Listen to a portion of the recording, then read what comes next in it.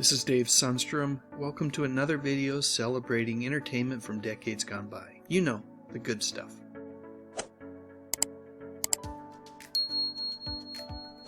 During the 70s and 80s, there was perhaps no animal TV star more frequently seen than that most finicky of felines, Morris the cat.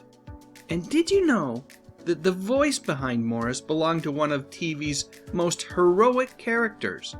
Give me a couple of minutes and I'll do my very best to fill you in on all of the details.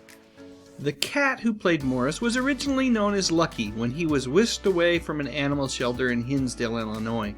The staff there had noticed that Lucky was pretty darn charming and contacted animal trainer Bob Martwick, who instantly recognized him as the Clark Gable of cats. From 1969 to 1978, Lucky, who was now known on screen and off as Morris, completed 58 commercials with the sardonic voiceover of John Irwin, creating one of the most successful and memorable advertising campaigns in TV history. Despite all of his success, Morris was a down-to-earth TV star who took his fame in stride.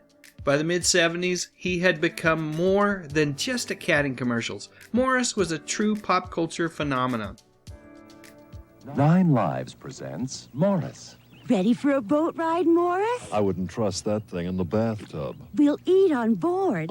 Sinking ships affect my appetite. Oh, don't be finicky. I brought 9 lives. I can't let her sail that thing alone. Tuna and chicken or seafood platter. 9 Lives seafood platter. Anchors away. 9 Lives, nutritious foods cats really like. Even Morris. I'd walk the plank for 9 lives.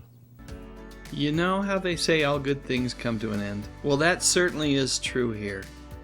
Morris lost the last of his 9 lives on July 7, 1978.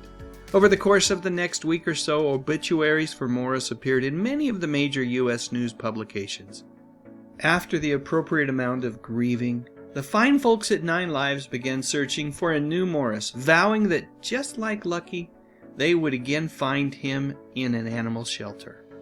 In addition, Del Monte Foods, the parent company of 9 Lives, well, they've used Morris's fame to bring awareness to the plight of cats and kittens in animal shelters everywhere. Alright, I know, enough Morris talk. Let's get to the point of this video. As I mentioned earlier, actor John Irwin was the voice of Morris.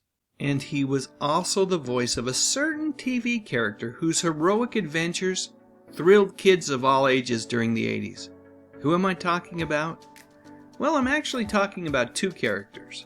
Prince Adam and the hero that he transformed into in times of need. Yep, good old He-Man, the protector of the planet Eternia.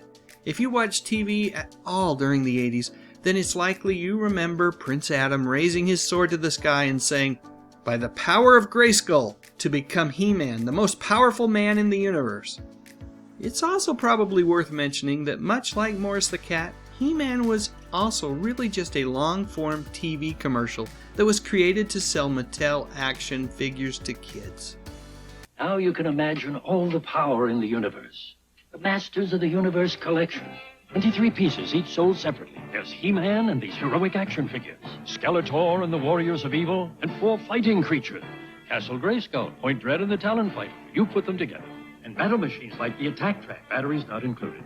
What would you do with all the power in the universe? He-Man, Skeletor, and all other items from the Masters of the Universe collection, each sold separately, from Mattel. So, what do we know about John Irwin? Well, before he was the voice of Morris, John was an aspiring actor who was a recurring character on the classic TV Western Rawhide, which ran from 1959 to 1965. After that, John discovered his true calling as a voice actor, where he gave life to the character of Reggie Mantle on a bunch of different Archie cartoons for the next decade or so.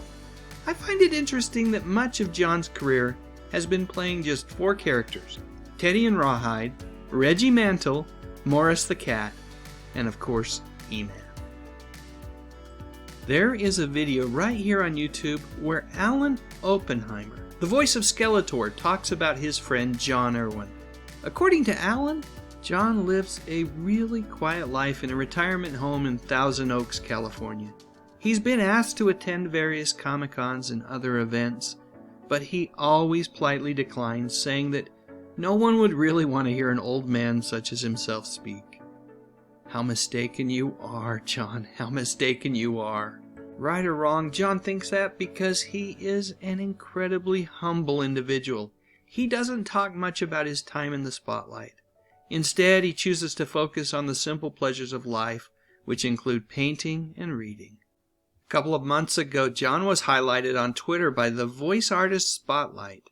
It was their post that got me thinking about John Irwin and his significant contributions to the world of pop culture. If not for his efforts, it is highly unlikely that Morris the cat would have ever been seen as a viable candidate for President of the United States back in the late 80s. I know I don't talk about politics on this channel, but looking at the leaders of this country that we've had since that election, you know what? Maybe Morris wouldn't have been all that bad. I love this cat and the man who was the voice behind him. Hey, you know what? I've got another heartwarming animal video that I think you would enjoy watching. There it is. Go ahead and click on it. I'm pretty much done here. Thank you so much for watching.